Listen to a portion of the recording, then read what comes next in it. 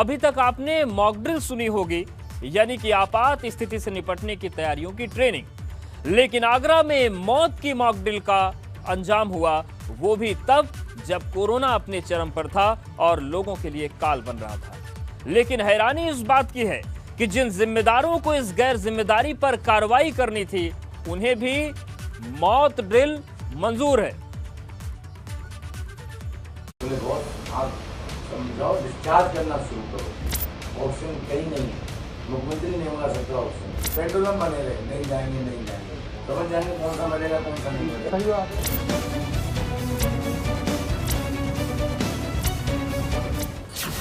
मौत की mock drill वाले अस्पताल को डीएम ने दे दी थी झटपट क्लीन चिट।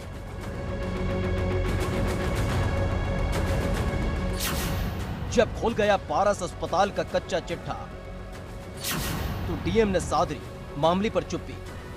आईसीयू के लिए काफी उनके पास बेड्स थी और काफी उनके पास आईसीयू के पेशेंट्स इस तरह के थे। अतः इस बात में कि 22 लोगों की डेथ हुई कोई सत्ता नहीं है। दरअसल ये प्रतिक्रिया उस वीडियो के वायरल होने की बात सामने आई थी, जिसमें आगरा के पारस अस्पताल का मारे डॉक्टर आरएनजे जैन बड़ी बेशर्मी से मौत के मॉक ड्रिल का जिक्र कर रहा था। वीडियो वायरल होने के बाद आगरा के डीएम प्रभु नारायण सिंह सामने आए और उन्होंने पहली ही फुर्सत में श्री पारस अस्पताल को क्लीन चिट दे दी थी। 26 तारीख को जनपद इस पारस हॉस्पिटल में 97 जो पेशेंट भर्ती थे, इसमें से 4 डेथ हुई हैं।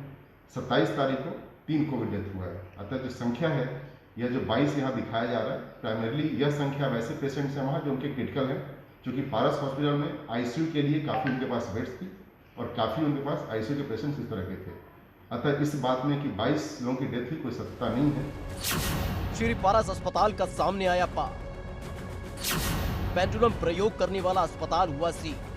वीडियो वायरल होने के बाद एबीपी गंगा पर एक के बाद एक पीड़ित सामने आए और इस पारस अस्पताल की सारी काली करतूत को खोल कर रख दिया, जिसने डीएम प्रभु नारायण सिंह के उस दावे को खारिज कर दिया जिसमें सिर्फ 26 और 27 अप्रैल को 4 मौत होने का हवाला दिया जा रहा था और फिर श्री पारस अस्पताल को सील कर दिया गया। श्री पारस अस्पताल की खुल गई पोल। डीएम ने मामले पर सादरी चुप्पी। श्री पारस अस्पताल के सील होने के बाद से ही लगातार डीएम प्रभु नारायण सिंह ने चुप्पी साधरी है और इस मामले पर कुछ भी बोलने से इनकार कर रहे हैं। लेकिन इस मामले को लेकर पीड़ितों में गुस्सा देखने को मिल रहा है, जिन्होंने इस मामले की सीबीआई जांच की मांग की है। जिस हिसाब से ये लोगों ने, अधिकारियों ने जो ये क्लीन चिट दी है इस पारस हॉस्पिटल को, तो ये साफ बात इस चीज़ की तरफ इशारा कर रहा है कि कहीं ना कहीं कोई ना कोई झालमेल जरूर उसके अंदर हुआ है, चाहे वो ऊपर लेवल से हुआ हो, चाहे वो हॉस्पिटल लेवल से हुआ हो। ऐसी जानकारी आई है कि इस व्यक्ति के राजनीतिक संबंध बहुत गहरे और मजबूत हैं, जिसकी वजह से जिला प्रशासन दबाव में आकर जिला प्रशासन ने जो है इनको क्लीन चिट दे दी है।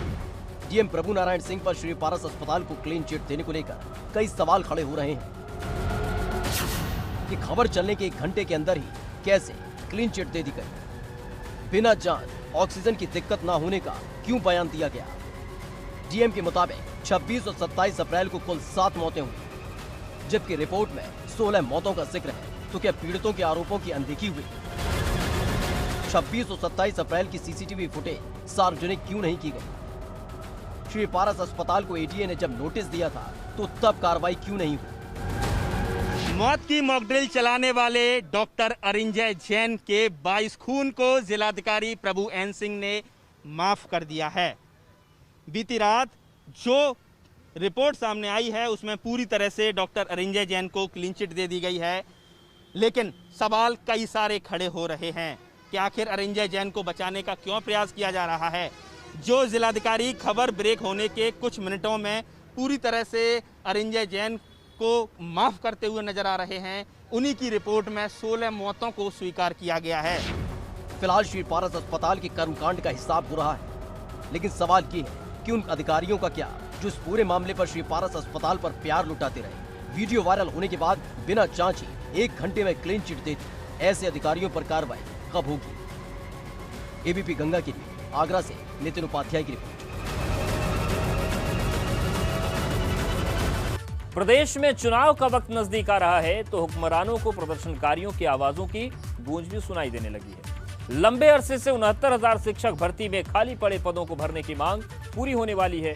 हो सकता है जून महीने में मांग करने वाले अभ्यर्थियों के चेहरों पर मुस्कान खिल जाए, क्योंकि चुनावी बयार है, भर्ती की बहार है।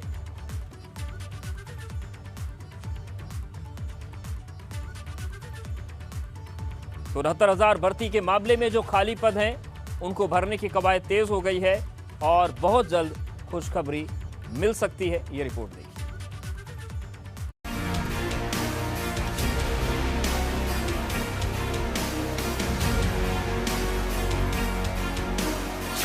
बेसिक शिक्षा के पद 69,000।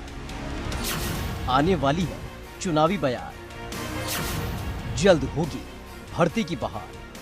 सड़क पर उतरकर अपने हक हकूक की लड़ाई लड़ने वाले बेसिक शिक्षा के टीचर्स की कई तस्वीरें आपने देखी होंगी, लेकिन अब उनके चेहरे पर मुस्कान खिलने वाली है, क्योंकि जून का महीना उनको नौकरी की राहत देने वाला है।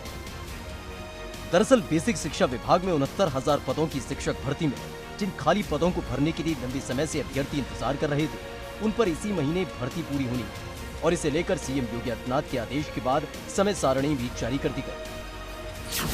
रिक्त पदों पर जून में पूरी होगी भर्ती प्रक्रिया। 27 जून को होगा आवंटन सूची का प्रकाशन। 28 और 29 जून को होगा डॉक्यूमेंट का वेरिफिकेशन। 30 जून को अभ्यर्थियों को बांटे जाएंगे नियुक्ति पत्र। देखिए, हमारी सरकार की प्राथमिकता रही है कि प्रदेश में नौजवानों को अधिक से अधिक रोजगार मिले। शायद आज़ादी के बाद सबसे ज़्यादा रोजगार कहीं मिला है तो उत्तर प्रदेश में 4 लाख से ऊपर तो सरकारी नौकरी दी है हम लोगों ने। कई लाख लोग आईटी क्षेत्र में नौकरी पाए हैं, कई लाख उद्योगों के क्षेत्र में, निजी क्षेत्र में पाए हैं, और कई लाख लोग जो है वो जो लघु उद्योग हैं, मध्यम उद्योग हैं, उनमें उन लोगों को रोजगार मिला है। इस एक खबर ने उन तमाम चेहरों पर मुस्कान की लकीर खींच दी जो लंबे वक्त से नियुक्ति पत्र का इंतजार कर रहे थे, और इंतजार जब लंबा होने लगा था तो सड़क पर उतरकर प्रदर्शन तक किया था, जिसके बाद सीएम योगी आदित्यनाथ ने जल्द से जल्द 69,000 शिक्षकों की भर्ती करने के आदेश दिए थे। 69,000 पदों में से खाली रह गए थे पद। 1100 से ज्यादा पद ऐसे वर्ग के लिए खाली थे। सीएम योगी ने तय वक्त पर भर्ती करने का आदेश दिया। करीब 6,000 सहायक अध्यापकों की परिषदीय स्कूल में होगी नियुक्ति। पिछले 4 साल में 4 लाख युवाओं को मिली सरकारी नौकरी। हजारों की संख्या में शिक्षकों की भर्ती चयन माध्यमिक शिक्षा चयन आयोग ने की है। उच्च शिक्षा में भी हजारों की संख्या में भर्तियां हुई हैं। इसको हमारे वहाँ पे उनकी ज्वाइनिंग हुई है। आयोग ने पारदर्शी तरीके से लोक सेवा आयोग ने किया है और उन नियुक्तों के भी लोगों ने पाई है, जॉब पाई है। तो ये सरकार में चहुमुखी विकास की अवधारणा है। फिलहाल साल चुनावी है। इस चुनावी साल में ये बड़ा ऐलान सरकार को किस हद तक राहत देगा, ये तो आने वाला वक्त बताएगा। लेकिन उससे पहले जून के महीने में हजारों युवाओं के चेहरे पर मुस्कान खिलने वाली है, क्योंकि चुनावी बयार में नौकरी का तोहफा जो मिलने जा रहा है। इस सरकार का फोकस ही रोजगार है, युवा है, यानी तमाम रोजगार के मौके दिए जा चुके हैं और आगे भी इस तरह से रोजगार के नए अवसर युवाओं को और बाकी लोगों को मिलते रहेंगे। कैमरा सहयोगी प्रमोद के साथ शैलेश अरोरा, एबीपी गंगा। कलयुग में जलयुग। जी हाँ, प्री मानसून बारिश के बाद कुदरत का कहर कुछ इस कदर बरप रहा है कि ये बात एकदम सही साबित होती दिख रही है। पहाड़ से लेकर मैदान तक पानी के प्रहार से लोगों की जिंदगी बेहाल हो रही है। मुद्दे की बात यह है कि बारिश से जहां पहाड़ दरक रहे हैं तो वहीं मैदान में नदियों के उफान से लोगों की जिंदगी हलकान हो रही है।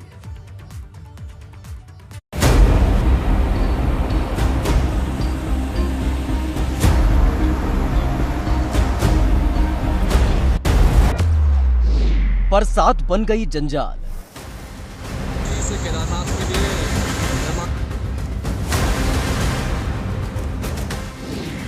बारिश से हुआ बुरा हाल।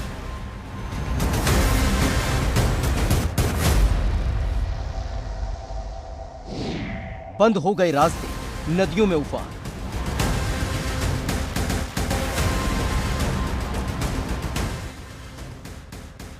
मॉनसून आने से पहले ही लोगों की मुसीबतें बढ़ गई हैं। उत्तराखंड से लेकर उत्तर प्रदेश तक लगातार बारिश ने लोगों का जीना मुहाल कर दिया। नदियां उफान पर हैं तो वहीं जल प्रलय शहर दर शहर देखा जा रहा है। उत्तराखंड में लगातार बारिश हो रही है। जिससे नदियों के सब्र का बांध भी टूट गया और लगातार नदियां उफान पर। श्रीनगर, हल्द्वानी, हरिद्वार, ऋषिकेश की तस्वीरें बताने के लिए काफी है कि हालात लगातार भयावह होते जा रहे हैं।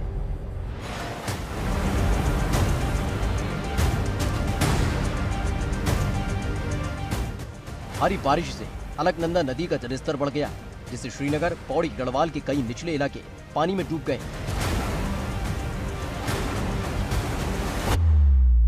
वहीं पहाड़ों पर लगातार हो रही बारिश के चलते हल्द्वानी में गौला नदी का जलस्तर लगातार बढ़ता जा रहा है, जिससे नदी उफान पर है। तो वहीं आसपास रहने वाले लोगों में दहशत है। इसके साथ ही स्थानीय लोगों को अलर्ट जारी कर दिया गया है।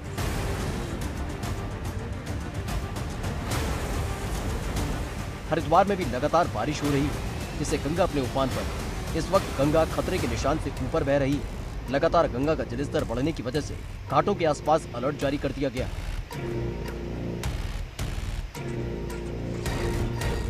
ऋषिकेश के भी हालात अलग नहीं है। गंगा का जलस्तर लगातार बढ़ रहा है, जिसकी वजह से लक्ष्मण झूला, तपोवन, त्रिवेणी घाट के सभी स्नान घाट पानी में डूब गए हैं, जिसको देखते हुए प्रशासन ने अलर्ट जारी कर दिया है।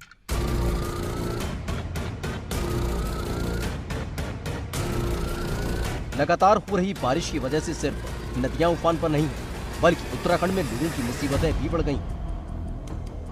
6 तस्वीरें अलग अलग जगह से सामने आई हैं, जहां आसमान से बरस रही बारिश आफत बन गई है।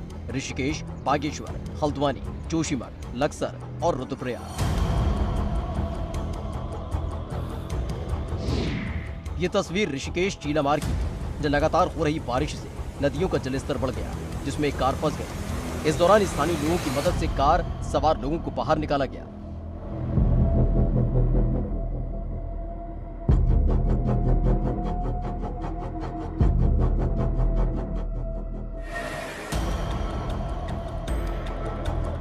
जोशीमठ में बारिश की वजह से हालात बिगड़ रहे हैं, जब बद्रीनाथ राष्ट्रीय राजमार्ग पर जलभराव और मलबा आ गया, जिससे गाड़ियों के आने जाने में दिक्कतें हो रही हैं। एक कार रास्ते में ही फंस गई, जो मलबे में धंसती चली गई।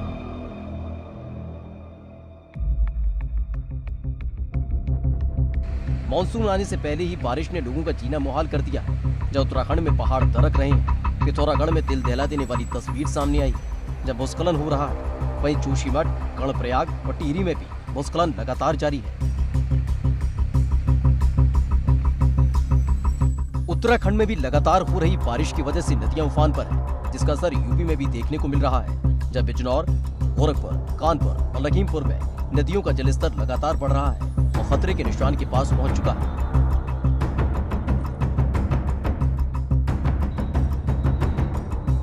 ये हालात तब है जब मानसून अभी आया नहीं है। मानसून आने पर हालात कितने भयावह हो सकते हैं, इन तस्वीरों को देखकर अंदाजा लगाया जा सकता है। Bureau report, ABP Ganga.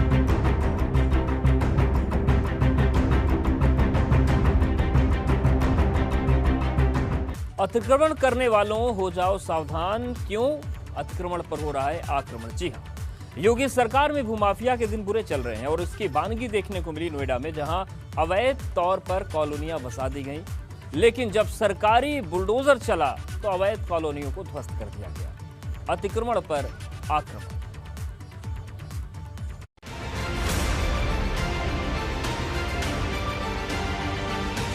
अवैध रूप से खड़ी कर दी कॉलोनी, चल गया उन पर सरकारी बाहुबली।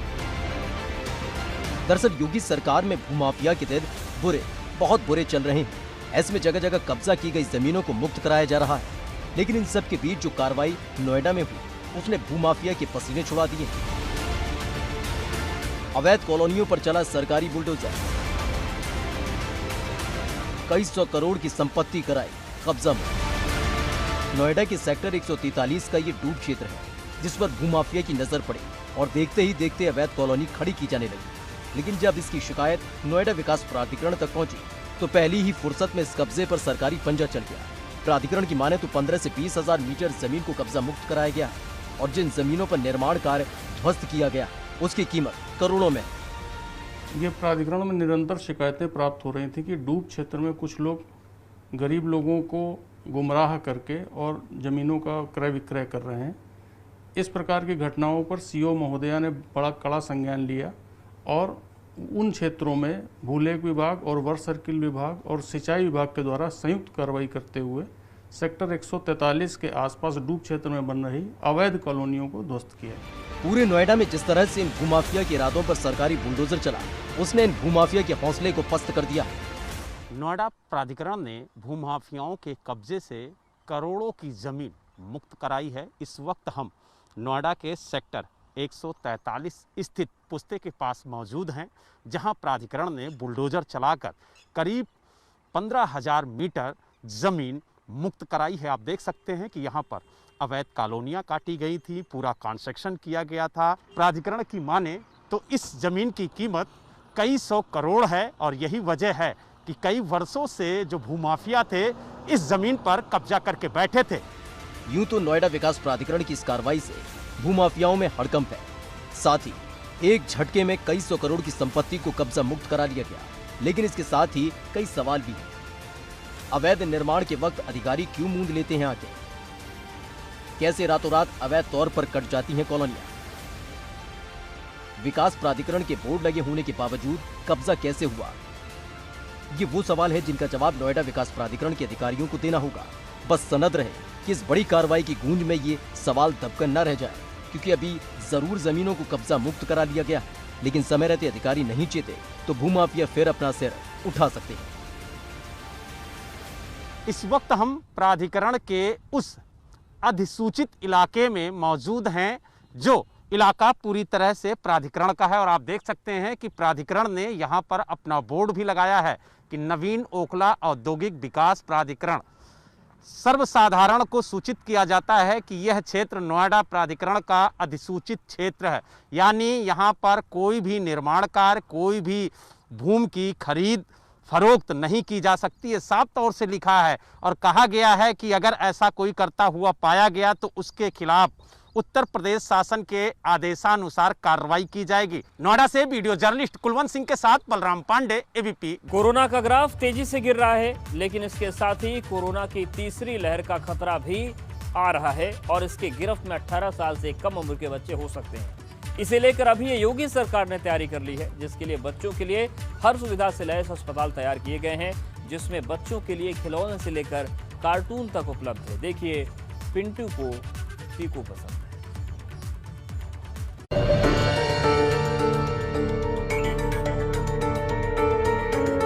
ये किसी प्ले स्कूल की तस्वीर नहीं है, बल्कि ये अस्पताल है जो खास तौर पर उस संभावित खतरे के मद्देनजर तैयार किया जा रहा है जिसमें कोरोना की तीसरी लहर आने की आशंका जताई जा रही है। और बताया जा रहा है कि कोरोना की तीसरी लहर सबसे ज्यादा 18 साल से कम उम्र के बच्चों को प्रभावित करेगी। कोरोना की तीसरी लहर के खिलाफ तैयारी के साथ हो गया आगाज। दरअसल यूपी में कोरोना की तीसरी लहर की संभावना को देखते हुए अस्पताल तैयार किए जा रहे हैं, जिसमें पीकू यानी कि पीडियाट्रिक आईसीयू तैयार हो रहे हैं, जिसमें खास तरह की सुविधाएं हैं और इसे बेहद ही खास कॉन्सेप्ट पर तैयार किया जा रहा है। हम इस समय मौजूद हैं लोक बंधु अस्पताल के पीडियाट्रिक वार्ड में। कोरोना की तीसरी संभावित लहर को देखते हुए सरकार ने निर्देश दिए सभी अस्पतालों में पीडियाट्रिक आईसीयू यानी पीकू बनाए जाएं। तो लोक बंधु अस्पताल ने अपने यहाँ के पीडियाट्रिक वार्ड और पीकू को इस तरह से तैयार किया कि अगर कोई बच्चा यहाँ पर भर्ती होता है तो उसे बिल्कुल भी अस्पताल जैसे माहौल का एहसास ना हो पाए। लखनऊ के लोक बंधु अस्पताल में इसी तरह का खास पीडियाट्रिक वार्ड तैयार किया गया, जहां बच्चों के हिसाब से कार्टून और देवी देवताओं की तस्वीरें हैं। इसके साथ ही साफ सफाई का खास ख्याल रखा गया है। ये सब इसलिए कि अगर बच्चों पर कोरोना का प्रभाव होता है तो उनको इस वार्ड में रखा जाएगा और वो परेशान ना हो, इसके लिए उनके मनोरंजन का खास ख्याल रखा जा रहा है। आपको पता है कि जो तीसरी वेव के लिए विशेषज्ञ आशंका जता रहे हैं कि इसमें 18 साल से कम उम्र के बच्चे ज़्यादा प्रभावित हो सकते हैं। जैसे एडल्ट के साथ तो बड़े लोगों के साथ ये था कि वो बेड पे पड़े रहते हैं, लेकिन बच्चों में ये है कि वो बेड पे नहीं रहते हैं, वो घूमेंगे टहलेंगे। तो उनके लिए हमने पूरा एक एरिया डेडिकेट कर दिया है कि वो उनके प्ले स्टेशन टाइप का रहेगा, कि वहाँ वो उनके कार्टून रखेंगे, उनके खिलौने रहेंगे, वो अपना खेलेंगे और अपना समय बिताएंगे। दरअसल इस अस्पताल को खासकर बच्चों के लिए तैयार किया गया है, जिसमें बच्चों के मनोरंजन के लिए खिलौने उपलब्ध हैं। साथ ही कार्टून से सजी हुई हैं वार्ड की दीवारें। दीवारों, दरवाजों और खिड़कियों पर कार्टून कैरेक्टर्स बनाए गए। बच्चों के लिए खिलौनों के साथ साथ इस वार्ड में ड्राइंग बुक्स, क्रेयॉन्स का इंतजाम भी है। ये तस्वीरें आप देख सकते हैं किस तरह से दीवारों पर ये चित्रकारी की गई है, ये चित्र बनाए गए हैं, कितने शानदार। और यहाँ के जो वार्ड हैं उनकी तस्वीरें आप देख सकते हैं, जो यहाँ की खिड़कियाँ हैं, हर बेड के पास जो खिड़की लगी हुई है, इन पर भी बच्चों के जो चित्र हैं, किसी के हाथ में आपको किताबें नज़र आएंगी, कोई खेलता हुआ बच्चा नज़र आएगा। दरअसल ये सब इसलिए किया जा रहा है क्योंकि कोरोना से पीड़ित मरीज के बाहर आने जाने पर पाबंदी होती है। ऐसे में बच्चे आइसोलेशन के दौरान अकेला महसूस न करें, इसलिए ये इंतजाम किए गए। ऐसा देखा गया है और इस तरीके की कई चीज़ें अपने देश में कई इंस्टीट्यूट में, एम्स में और इस तरीके की चीज़ों का रिसर्च भी हुआ है कि इससे माइंड डाइवर्ट हो जाए तो अपने आप रिकवरी तेज हो जाएगी। इसलिए हम लोगों ने बच्चों के लिए भी ऐसा ही सोचा है करने के लिए। फिलहाल लखनऊ के लोकबंधु अस्पताल में जो पीडियाट्रिक वार्ड तैयार किया गया है वो 100 बेड का है, जिसमें से 14 बेड पीडियाट्रिक आईसीयू के हैं। 21 जून तक तैयार हो जाएंगे पीडियाट्रिक आईसीयू। पीडियाट्रिक आईसीयू को ऑनलाइन जोड़ा जाएगा, जिससे बच्चों की जांच रिपोर्ट और केस हिस्ट्री ऑनलाइन मिलेगी। दिवाली से काम शुरू करने की तैयारी। कोरोना की दूसरी लहर ने जिस तरह से इंसानी जिंदगी को प्रभावित किया, उसे देखते हुए योगी सरकार ने तीसरी लहर की आशंका को देखते हुए पूरी पुख्ता तैयारी करने का आदेश दिया था, जिसके बाद इस तरह के वार्ड तैयार किए गए, जिसके जरिए कोरोना को किसी भी कीमत पर हराया जा सके। पीडियाट्रिक वार्ड को देखा, वैसे ही पीकू को भी तैयार किया गया है। यहाँ पर भी जो तस्वीरें लगाई गई हैं, कहीं पर मारियो नज़र आते हैं, कहीं एंग्री बर्ड, कहीं बार्बी डॉल, इस तरह से जो अलग अलग कैरेक्टर्स हैं कार्टून्स के, ट्वीटी, ये सारे कार्टून कैरेक्टर्स हम इस वार्ड में देख सकते हैं। एक अनोखा और अच्छा प्रयास है कि अगर किसी को ज़रूरत पड़ भी जाती है यहाँ पर आने की, तो यहाँ पर उसको कोई समस्या ना हो। कैमरा सहयोगी प्रमोद के साथ शैलेश अरोरा, एबीपी गंगा।